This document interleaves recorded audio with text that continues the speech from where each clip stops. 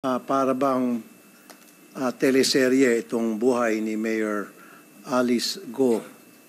Blockbuster ito kapag ito ay ginawa nating teleserye kasi fairy tale eh.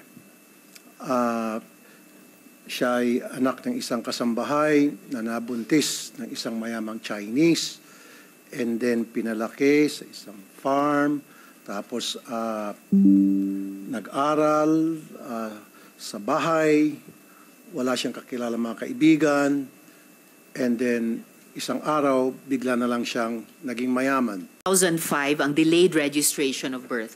Opo, hindi 2003, but 2005 upon clarification with PSA. Malabo kasi ang typewriter ink sa birth certificate niya. So, 19 years old na siya noon. Tapos, mayroon ding previous investigations in other countries of China planting agents and making them run for public office. Do you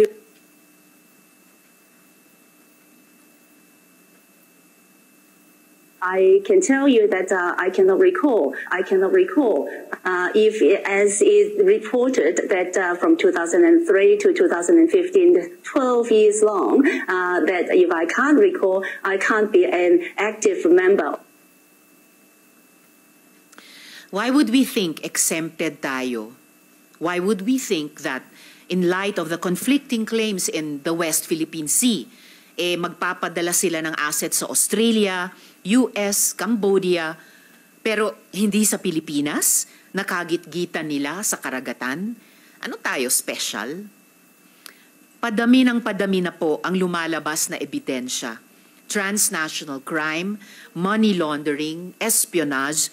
It is too early to rule anything out. How do we rule anything out when the documentary evidence throughout history demonstrates that united front operations of the Chinese Communist Party have links to triad groups and criminal syndicates? I'd just like to acknowledge the presence of Senator Sherwin Gatchalian. Salamat po sa pagdalo. Ito mismong Prince Group na ginamit na front ng former Chinese spy na si Elias Eric ay dawit sa scam hub operations. Hindi po ba tama na magtanong? Hindi po ba tama na magduda? Pero mga kaibigan, let me also take this opportunity to remind all of us, racism is never justified. Ang Pilipinas ay dapat manatiling bukas at mapagkandili sa mga taong sumusunod sa ating batas at walang hangaring masama, Pinoy man o dayuhan. I'd like to acknowledge the presence of Senator Raffy Tulfo. Salamat po. We will not condone making open targets of anyone just because of their foreign blood. Gaya ng wala din tayong problema sa mga anak sa labas o anak ng kasambahay na tinago o ano paman. I'm the sponsor of the Foundling Law at pinaglaban natin ang mga batang ipinanganak na walang ganap na identity. Pero, kung sila ay nagpapapasok ng mga pugante, kung sila ay nakikipagsabuatan sa money launderers, kung sila ay nagtangkang tumakbo for public office na alam nila na mayroon silang disqualification, kung sila ay nagtatrabaho kontra sa ating pambansang seguridad, pagkukulang naman po namin bilang mga halal na lingkod bayan kung di namin ito maiging siyasatin. Is this mayor who was born on a farm, taught by literally one person from kinder to high school tapos hindi nag-college, a Chinese spy? A big-time money launderer? An enabler of scams and human trafficking? None of the above? One of the above? Or all of the above? Friends, the stakes are too high for this investigation not to be pursued. Marami pong salamat. I'd like to ask my colleagues if they also have opening statements. Senator Raffy, you have the floor.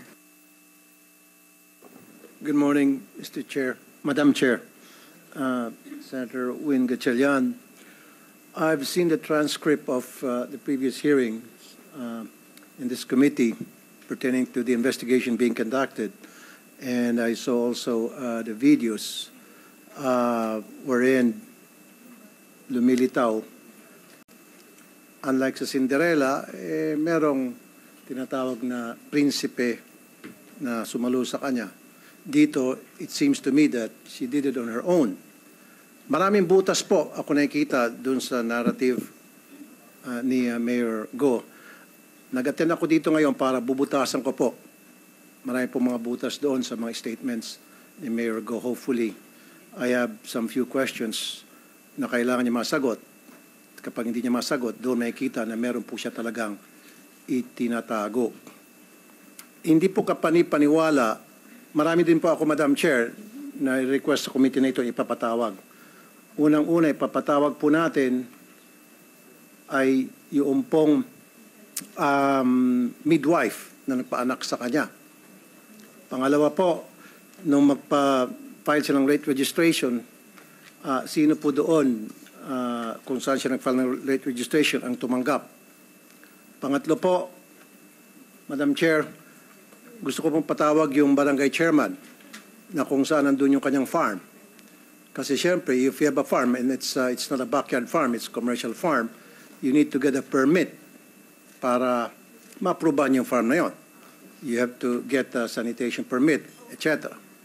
Nais ko rin pong patawag yung mayor na nag-endorse sa kanya, na nag-last term na, and she was endorsed by that mayor to take his place. So, syempre, si Mayor, I'm sure, hindi naman siguro niya endorso itong si Mayor Go kung hindi niya kakilala. Patatawag din po natin yung BIR.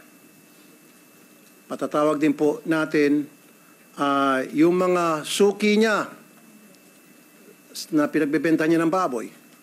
Patatawag din po natin yung mga tauhan niya sa farm. Kasi sabi niya, lumaki siya sa farm and she worked there for so many years or managed the farm for so many years. And of course, hindi naman niya pwede i-manage yung isang commercial farm all by herself. She has to have a lot of people. And who are those people? Hindi naman pwedeng sasabihin niya, hindi ko kilala yung mga taong yon. And of course, dapat marunong siya magkapampangan. Matanong ko lang muna, Mayor Go, marunong ka magkapampangan?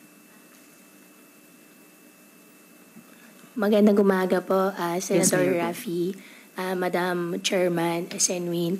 Di takla mo po yung aking kapampangan po. Hindi klaro. Hindi po, konti Kaunti lang po lang yung po. alam ko po, konti lang po. Okay. Yun nga yun eh. Matagal ka sa Tarlac at nakahalubilo mo yung mga tauhan mo and all of these people that work under you, of course, they speak Kapampangan. And I'll tell you, I lived in Zamboanga only for 2 years, from kinder to grade 1, and yet, natuto ako magsalita ng Chabacano. And it's unbelievable on your part, and you live in that place up to now, and dealing with people, with your staff sa farm mo, at hindi ka natutong magkapampangan, konti lang. Ako, malawak ang Chabacano ko. And I only live in Zamboanga for 2 years. At a very early age. In your case, from start hanggang ngayon, nasa Tarlac ka na ang primary language doon ay Kapampangan, and yet konti lang. That's unbelievable. That's very amusing. Tell it to the Marines, sabi pa nga nila. So mamaya po, Madam Chair, Yes, marami akong Raffy. katanungan na sigurado kong pagpapawisan itong si Mayor Go. Bigyan po natin siya ng tissue at saka panyo. Maraming salamat po, Madam Chair. Salamat, Sen. Raffy. And at the proper time, bago tayo mag-suspend ng hearing mamaya, iimbita nga ng chair sa ating COMSEC yung mga dagdag na resource persons mula po sa private sector, mula sa local government, sa mga national government agencies din. At pero para dun sa nais itanong mamaya at sa tumanggap ng late registration ni Mayor, we actually have here in the hearing today and can be questioned also later yung local civil registrar po ng Tarlac. So salamat po sa opening statement. COMSEC, paki-acknowledge yung ating mga resource persons at pasumpain yung mga hindi pa nanumpa nung nakaraan. We can request Mayor Alice Go to furnish the committee the whereabouts of that person and also the contact, since apparently she has been liaising with this person. And then you also mentioned that Mr. Walter Wong is currently a PDL. Yes. Nakakulong siya. Yes. And he was part of the raid that was conducted by PAOK. That's the reason why he is he's detained. Tama po ba, Yusek Gilbert? Can you confirm that? Yusek Cruz, please. Yes, Madam Chair. Right. Thank you, Madam Chair. Thank you, Sen. Sherwin. And at the proper time, the Chair would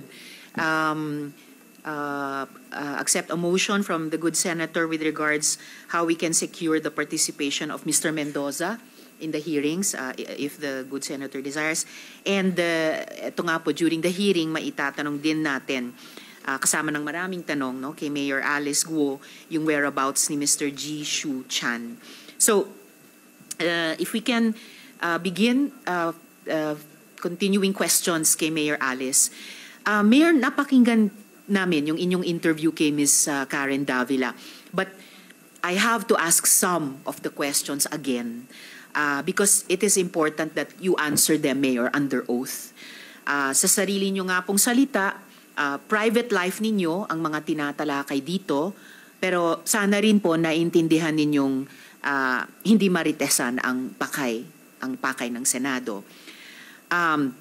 May Pogo mega complex sa likuran ninyo at nabigo kayong gampanan ang tungkuling bantayan ang bayan ninyo bilang opisyal ng ating gobyerno. Sa halip, napakalalang mga krimen at kung ano-anong kababalaghan ang nangyari dyan at maraming indikasyon na ang rason kung bakit tayo nakarating sa puntong ito ay kayo.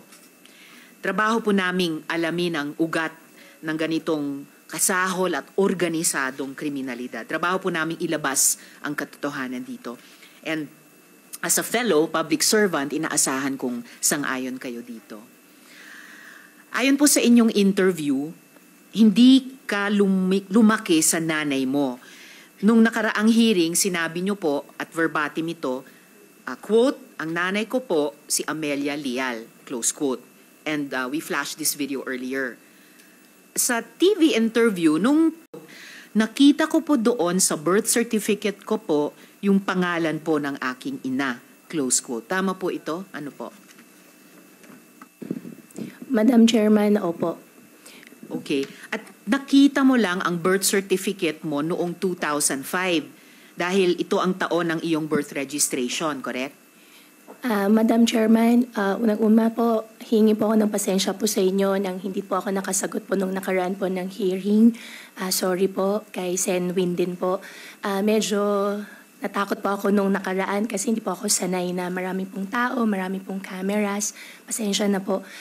Opo, nung 2005 po, when I was 19 years old po, hinanap ko po yung birth certificate po sa tatay ko po kasi kukuha po ako ng mga lisensya at passports po, hiningi ko po sa kanya. Alright. Sa makatuwid, yung sinasabi mo ay ang pangalan sa birth certificate ay ang iyong birth mother, correct? Yung birth mother na kasambahay na iniwan ka di umano matapos ka iluwal. Madam Chairman, opo, yung biological mother ko po. Alright, yung biological mother nyo. Mayor Alice, I actually have a copy of your birth certificate at mayroong pangalan dito. Ang pangalan ay Amelia Leal. Ito po ba yung iyong totoong ina? Your Honor, yung ina ko po, hindi ko po siya nakasama po akong lumaki. Kaya kung ano po yung sinabi po sa akin ng tatay ko po, siya po yung biological ko pong mother. So, yung biological mother nyo ba, itong si Amelia Leal na nasa birth certificate nyo? Nakita ko po sa birth certificate ko po, Amelia Leal po, na sinabi po sa akin, kasambahay po nila nung unang panahon po. Teka po, so si Amelia Leal ay yung kasambahay? Amelia Leal po, siya po yung biological mother ko po. At siya po yung kasambahay po nila, tatay ko po. Okay, so yung biological mother nyo ay itong si Amelia Leal na nasa birth certificate nyo at siya yung kasambahay ni na tatay mo dati. Alright. At this point, friends, may I also put on record that the information here is information about an individual who is an officer of a government institution relating to her position, considering that citizenship is a requirement of public office and the position of mayor and is therefore a recognized exception to the Data Privacy Act.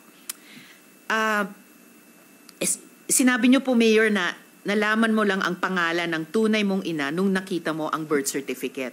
So sinasabi niyo, ang tunay niyong ina ay itong si Amelia Leal. Your Honor, opo. Biological mother ko po. Biological mother at kasambahay noon ni tatay niyo. Opo. Sabi po niya sa akin. Sabi po ni tatay niyo sa inyo. Mayor, sabi niyo po na kayo lang ang anak ng nanay at tatay niyo. Tama po ba?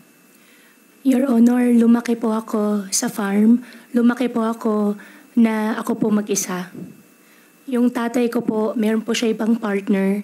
Hindi ko na po alam, Your Honor. May ibang partner si tatay niyo, pero kayo lang ang anak ng tatay at nanay niyo. Your Honor, yan po ang understanding ko po. Yan ang understanding niyo.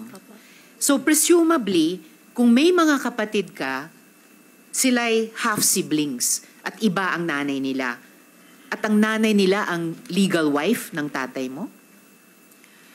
Ang tatay ko po, meron pong 3 kasama.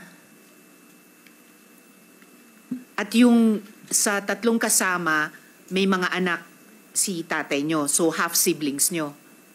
Opo, Your Honor. So, yung isa sa 3 ang legal wife ni tatay nyo. Your Honor, ay tingin ko po, kasi hindi ko po sila kasama po lumaki. So pero ang sinasabi nyo, hindi si Amelia Leal ang legal wife ni tatay nyo. Pero siya ay nanay nyo at siya ay kasambahay ni tatay nyo dati. Yes po, Your Honor. Okay, ito pong problema ko, Mayor. I also have copies of the birth certificates of Sheila Lealgo and CMN Lealgo. Okay. I note that the information contained in these documents is necessary to present in these hearings for the Senate to properly carry out its authority to conduct investigations and ferret out the truth behind these issues we are confronting, thus constituting an exception to the Data Privacy Act. However, out of an abundance of caution, niredact po namin yung ilang portions ng birth certificates ni na Ms. Sheila Guo at Mr. CMN Guo dahil hindi sila public officers. Ngayon, sa mga dokumentong ito, pare-pareho kayo ng nanay nyo ay si Amelia Leal at ang ama ninyo ay si Angelito Guo. So, sa totoo, 3 po ba kayong anak ng nanay at tatay nyo? Your Honor, hindi po ako yung nag-prepare po ng birth certificate po nila. Kaya wala po akong idea po. Natanong ko rin po sa tatay ko po, after po nung last Senate hearing po, tinanong ko po sa kanya kung kapatid ko po ba yung dalawa. And he said yes po. Alright, so kinonfirm ni tatay nyo na sina Ms. Sheila Leal Guo at Mr. CMN Leal Guo ay mga kapatid nyo. Yes po, Your Honor. At kinonfirm nila na mga kapatid nyo sila. Kinonfirm po sa akin ng tatay ko po. Naitanong ko po sa kanya. Alright. So, base pa rin sa mga dokumentong ito, una yung birth certificate nyo at ngayon yung birth certificate ng dalawang kinonfirm ni tatay nyo na kapatid nyo, paano po yung iniwan ka ng nanay mo nung pinanganak ka ng 1986, pero Siya pa din ang nanay ng kapatid mong si Siamen na pinanganak naman noong 1988. Your Honor, hindi ko po nakita yung birth certificate po nila at hindi rin po ako yung nag-prepare po. Wala po akong idea po doon sa birth certificate po nila. Madam Chair, pwede makasingit? Yes, Sen. Rafi. Kasi during the last hearing, she did mention na siya po ay a love child, right? Okay. Pero alam mo ba na kasal yung father mo at saka mother mo? Naitanong ko rin po sa kanya, sabi po niya sa akin, hindi po sila kasal. Bakit nakalagay sa birth certificate na kasal? Married October 14, 1982, Angelito Go and Amelia Leal. Senwin, wala pa akong idea po doon sa birth certificate ko po na hindi po ako yung nag-prepare po nung birth certificate ko po. You did not prepare the birth certificate. Okay, andun na tayo. Pero at least you should have asked your father na bakit ganito. Sabi mo, kasambahay siya. Eh kung kasambahay siya, eh bakit kasal kayo? Bago ka pinanganak, kasal na sila. And then lumilitaw sa birth certificate, kasal din siya. Iba-iba yung date ng kasal ng father mo dito sa mother, supposedly mother mo. So parang twice kinasal yung mother mo dito kay Amelia. Hindi mo ba tinanong sa papa mo yung discrepancy? I would have asked it, especially ikaw, mayora ka na. You didn't ask that. Your Honor, hindi po kasi namin pinag-uusapan po sa bahay regarding... I don't think Opo. so. I don't think so. You bilang nasa public service na holding a higher office at LGU, you would have been curious. Di ba? Kasi sabi mo, sooner or later, ito'y mauungkat, ito'y tatanungin sa akin. Kailangan ready ako sagutin yan. And I should tell the truth and you should have anticipated the fact na ikaw ay balang araw mapapatawag sa isang hearing tulad nito. So in this case, you are not prepared. Halatang may mga butas ng my statement mo kasi you should have asked your father, Dad, kung ako'y love child, how come na kasal pala kayo ng nanay ko? Tapos pa na yung sabi mo na nabuntis lang at pagkatapos ng mabuntis, tumakas na, umalis na yung nanay mo. Hindi, lumilitaw dito, nagpakasal pa ulit yung papa mo sa mama mo. So you should have asked that. Come on, Dad, give me a break. Tell the truth. I deserve the truth, right? Mayura ka eh. Oh, you didn't ask that? I don't believe you. Your Honor, yan po yung truth. Hindi po namin pinag-uusapan po sa bahay. Medyo sensitive po yung topic po, kaya hindi po talaga namin But pinag-uusapan you're not sa bahay. interested about the history of you and your family. Well, that is very important. Sabi ko nga, tumatakbo ka at nasa public office ka. Diba? So, in your case, hindi niyo pinag-usapan. Are you willing to undergo a lie detector test? Yes po, Your Honor. Para paiksin natin dito, ma'am, Madam Chair. Sa lahat ng mga sinasabi mo, especially dito sa na ikaw ay love child, na hindi pinag-usapan ng tatay mo, everything about you, everything about your past, you're willing? This is voluntary though, and hindi naman to acceptable sa korte. Para dito lang, para naman to help you at the same time. Kasi kung nagsabi ka ng totoo, then it will help you na para malaman ng taong bayan na nagsasabi ka ng totoo. On the other hand, kapag it's the other way around, then dito malalaman na ikaw sinungaling na pwede kang makontempt ng committee and pwede kang makulong. Is that fair enough? Okay, last na naman po, Madam Chair, and then I'll give it back to you. Yes, Madam Chair, Senator. siguro I would like this committee to invite the mayor, the previous mayor. Sino ba yung mayor na kaibigan mo na nag-endorso sa'yo? I want it to come from you. Ang former mayor po, si Mayor John Feliciano po. John Feliciano. So, Madam Chair, invite natin si John Feliciano kasi base doon sa mga sinasabi ni John Feliciano sa publiko when he endorsed her to be his successor. Sabi niya, is a good friend, etc., etc. So, maraming alam si Mayor kasi hindi naman siguro endorse ni Mayor itong si Ma'am Alice Go kung hindi niya talaga ito sapat na kilala. So maybe the previous mayor, the ex-mayor can shed light about who really Mayor Alice Go is. Salamat, Madam Chair. I'll give it back to you for later. Salamat, Sen. Rafi. As the chair